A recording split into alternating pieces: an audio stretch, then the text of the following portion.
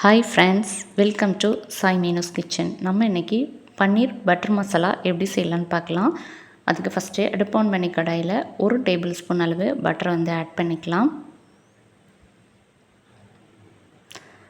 Next இதில் பெரிய சைஸில் உள்ள பெரிய வெங்காயம் 1 க்யூபாக கட் பண்ணி சேர்த்துருக்குறேன். இதை ஜஸ்ட்டு நம்ம வதக்கிக்கலாம். நெக்ஸ்ட்டு இதில் கொஞ்சமாக உப்பு சேர்த்துக்கிறேன். அடுத்து 2 துண்டு இஞ்சி நான் சேர்த்துக்கிறேன். அடுத்து பூண்டு ஒரு 5 பல் சேர்த்துருக்குறேன். அடுத்து கேஷ்யூ நட் ஒரு 10 சேர்த்துக்கிட்டு நல்லா மிக்ஸ் பண்ணி கொடுத்துடலாம்.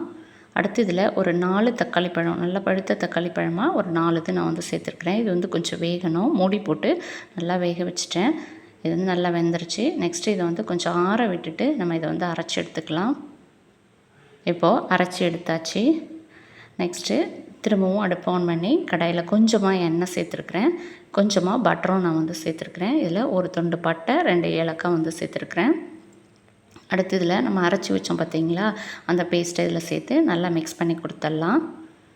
தேவைப்பட்டால் நம்ம இதில் கொஞ்சமாக தண்ணி சேர்த்துக்கலாம். நான் கொஞ்சமாக தண்ணி ஆட் பண்ணிவிட்டு நல்லா மிக்ஸ் பண்ணி கொடுத்துட்டேன்.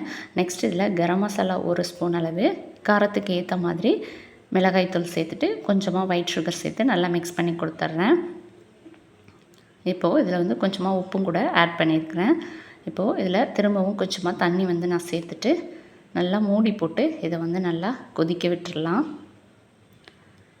நெக்ஸ்ட்டு பார்த்திங்கன்னா நான் பன்னீர் எடுத்துருக்கிறேன். ஒரு பேக்கெட்டு ஒரு 200 கிராம் அளவு இருக்கும் பன்னீர்.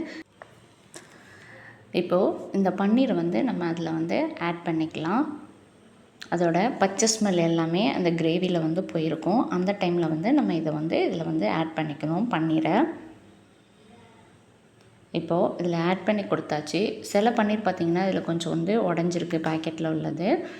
இப்போது இதை நல்லா கொஞ்சம் நேரம் கொதிக்க விட்ட பிறகு பார்த்திங்கன்னா இதில் க்ரீம் இருக்குது பாருங்கள். ஃப்ரெஷ் க்ரீம் இருந்தால் கொஞ்சம் ஆட் பண்ணிக்கலாம்.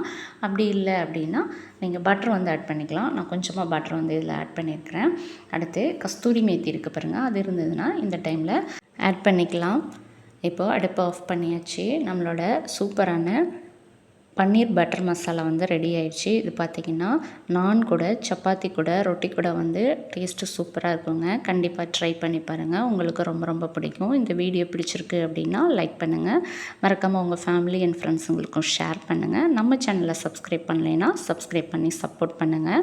என்கிட்ட கஸ்தூரி மேத்தி இல்லாததுனால நான் மல்லியில் வச்சுருக்கிறேன். ஓகே ஃப்ரெண்ட்ஸ், தேங்க்ஸ் ஃபார் வாட்சிங். நம்ம நெக்ஸ்ட் வீடியோவில் பார்க்கலாம். அது வரைக்கும் பாய்.